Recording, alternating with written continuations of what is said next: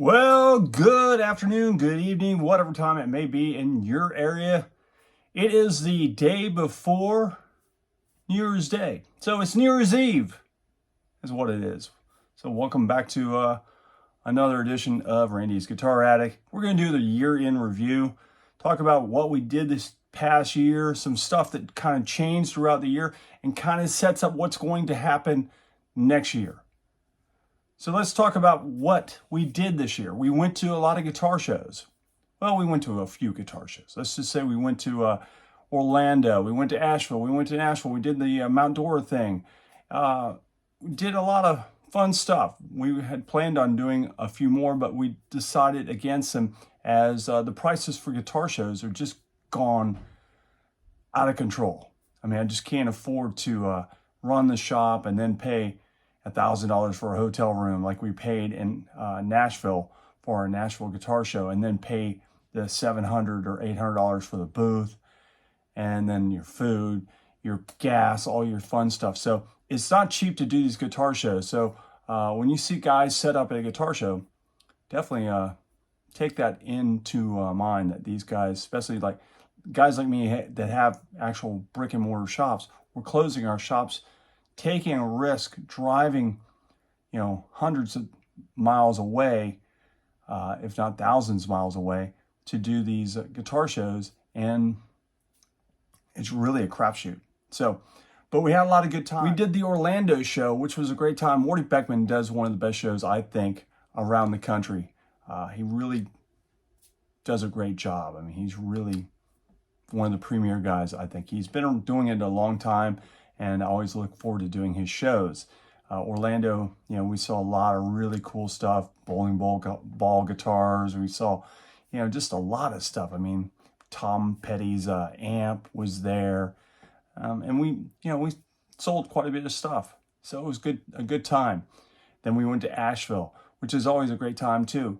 The B3 people, B3 Vintage puts that show on. They do a great job. It's always one of our favorites of the year. We're already planning our time to go there again this year. And Nashville, we did the Nashville show. That wasn't our favorite show. It was a good show, but I don't know. That show just don't get the vibe that I get off the other shows. I don't know what it is, but I do like it, but I just don't get the vibe I get from the other shows. And we're trying to weigh the options of doing that show this year. We may not. And then we do the Mount Dora thing 4 times a year. We don't do it every month that they do it. We do it a couple of the months. Sometimes we find stuff, sometimes we don't. We always like to bring it to you guys so you can see what's out there, because every now and then you do stumble upon something that you just go, wow, where did that come from? So we actually got that coming up in a couple more weeks. We've got a video coming up documenting that. We're going to be out there again. So that's what's coming up in the guitar show land. Then we got 2 weeks from then, the Orlando Guitar Show, Orlando Guitar Expo at the Central Florida Fairgrounds will happen once again. So we can't wait for that. I'd like to welcome my guest to the show, Big Sexy. No, we also want to talk about what we did. We did some gigs throughout the country. We went to Phoenix. We went to Atlanta. Where else did we go? Charlotte. I can't even remember. We went a few places. We went down South Florida, did some gigs with the Occasional Astronauts down there.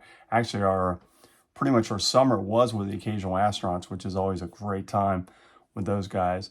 And we played with Pit Road Pickers throughout the country. And Psycho Magnets, I know I did some shows with them, and I know I did some shows with some other people. So if I forgot you, I'm sorry.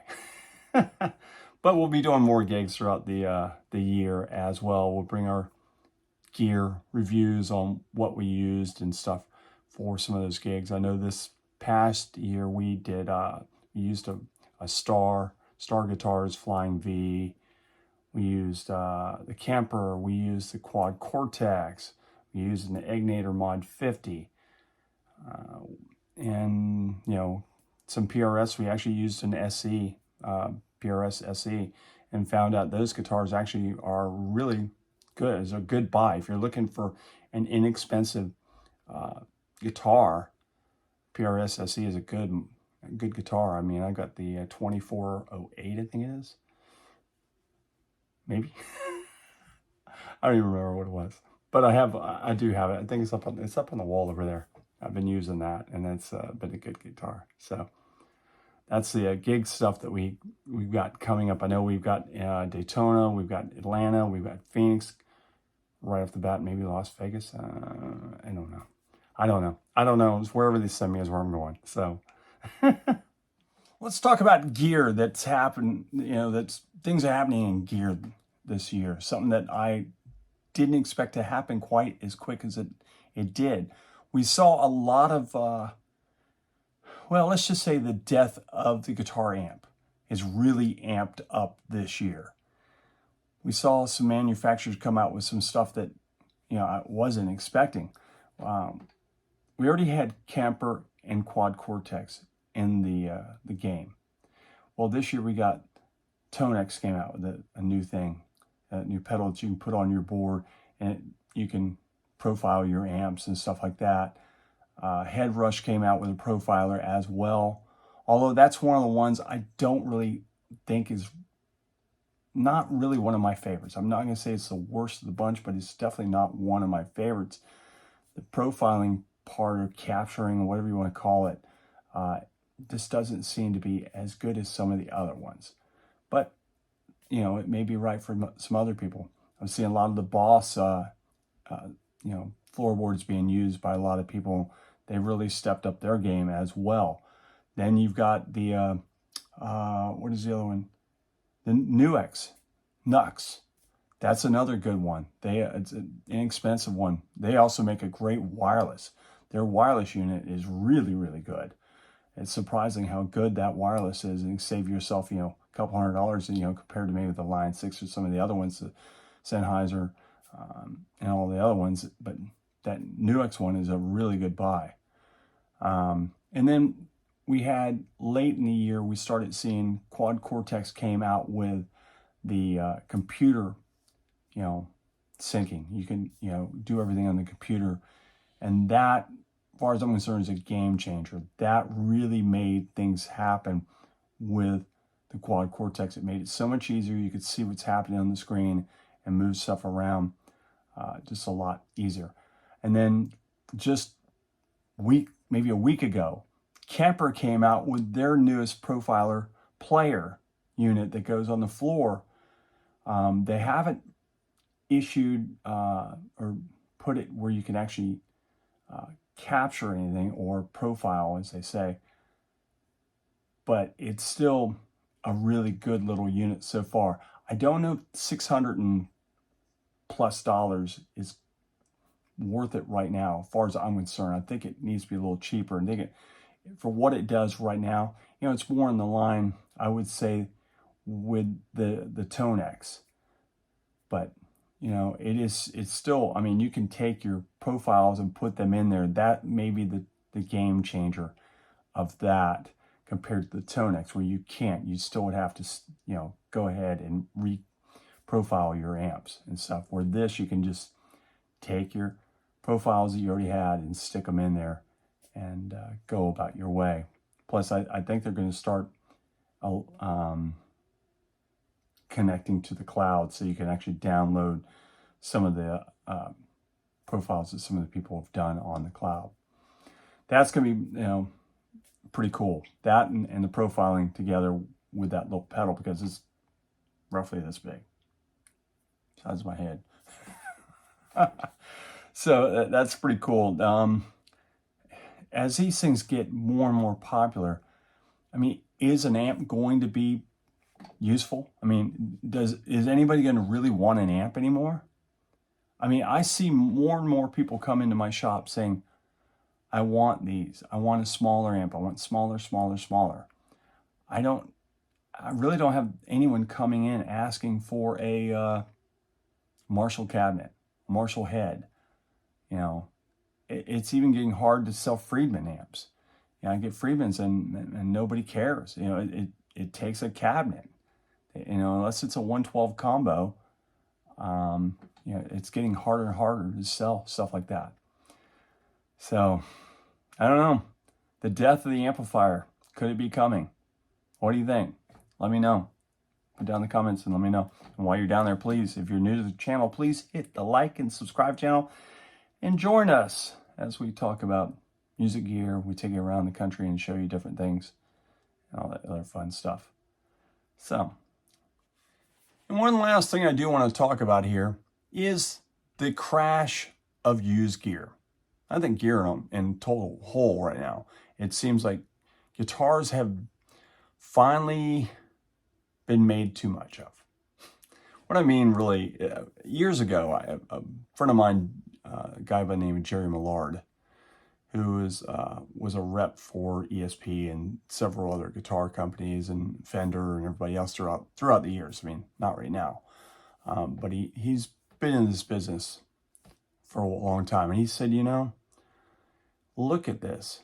Look how many guitars are out here. And we were at a guitar show and he was talking about it. He's going, there's enough guitars in the world right now where if Fender, Gibson, Martin, Taylor didn't make another guitar today, there would still be enough guitars for every guitar player on the planet. And I think that is kind of coming to fruition as we're seeing a lot of guys dumping stuff. They're, putting it out on the market now because they need money for one, because we all know it's not cheap to go to the grocery store anymore. You can't just go with $20 and come home with a grocery cart full of groceries. $20 buys you a loaf of bread, maybe a small thing of peanut butter, and maybe a 6-pack of Coke. You can't even buy beer with that. But, it's just come around with the crash is actually happening. And I've been saying this for months. I mean, my customers have been coming in and I've been saying it's coming. The crash is coming. I'm telling you, this unfortunately, this is not what I want to see. I don't want to see a crash. I don't think any guitar dealer or any music dealer wants to see a crash come, but we have finally started to see it really happen where gear is starting to flood the market. I'm seeing people every day come through my door. They're coming in every day. You want to buy this? You want to buy this? You want to buy this? And unfortunately, a lot of it is the Squiers, the Epiphones, the cheap Martins, the cheap Taylors, Alvarez's, everything like that. It's the stuff that's made in Mexico and the stuff that's made in China or Indonesia. All those are the ones that are coming in a lot. A lot of those are getting thrown back out in the market. A lot of that has to do with COVID. Everybody was locked down. They thought they could play guitar. They find out they can't play guitar. And unfortunately, it's coming back to haunt the market.